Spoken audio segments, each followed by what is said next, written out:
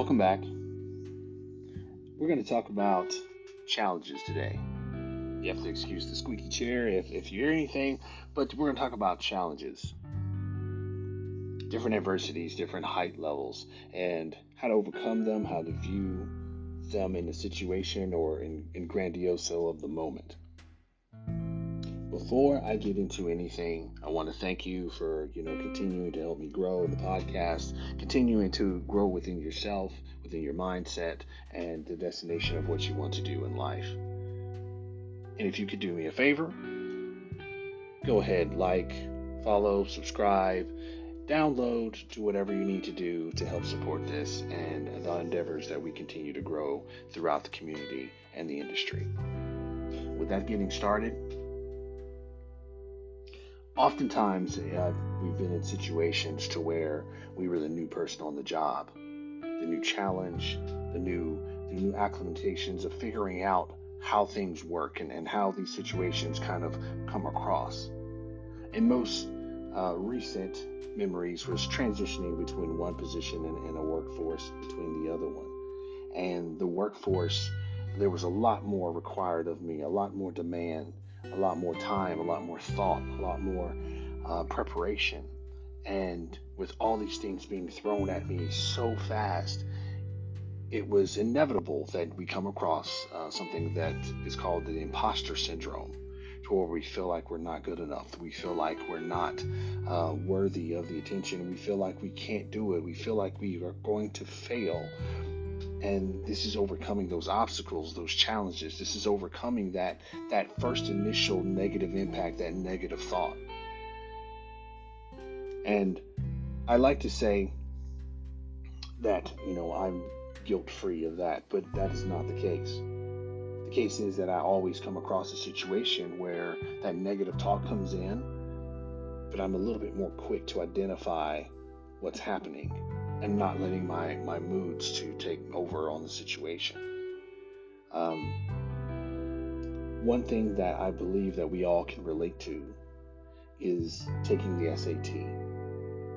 And the grandioso or situation and the grand gestures of the situation, to where this one particular test would shape the rest of your life, would mold the rest of your life and the destinations that you plan on going and everything.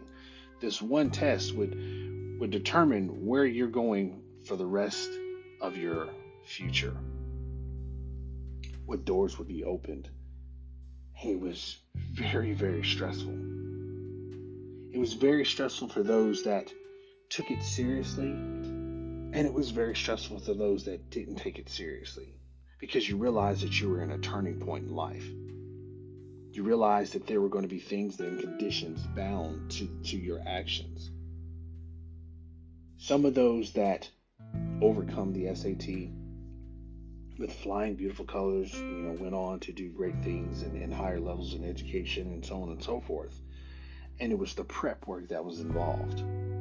They did a lot of studying. They did a lot of PSAT, work. They did a lot of books. They did group courses, study courses, figured out what was on last year's test. And there was probably thousands of hours prepping for this one moment. I use that in relative terms of what's happening in your life right now. There's a lot of situations and stressful situations that come up. And how much prep work have you done to overcome this? I know that there's some of us out there said, well, I have the situation and I don't know how to get out of it and there's nothing I can do. That may be a case. But usually I find when dealing with clients that there's also a case of managing their prep work, managing their time. Well, there's nothing that I can do. Okay.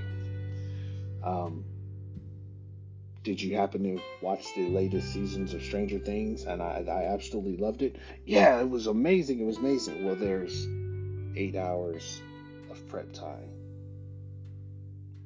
That 8 hours of prep time could have made that moment a little bit easier if you saw it coming, if you thought about it coming, if you laid down a foundation of it coming, if you mentally prepared yourself of whatever the endeavors were coming.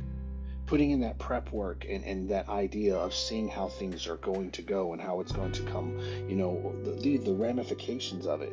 Just taking that extra time so when it does happen, you're a little bit more prepared. Everyone in the Boy Scouts, that may listen to this know exactly what I'm talking about, because be prepared is one of their strongest mottos. Be prepared is something that they kind of drill in you to think about the unknown and the situations and what you may or may not need and how to mentally prepare yourself for that. We always go out anywhere with our scout handbooks because we can look up anything. We have phones now that do that, and we don't use those tools for the right reasons. So it's not a matter of necessarily just stress happening.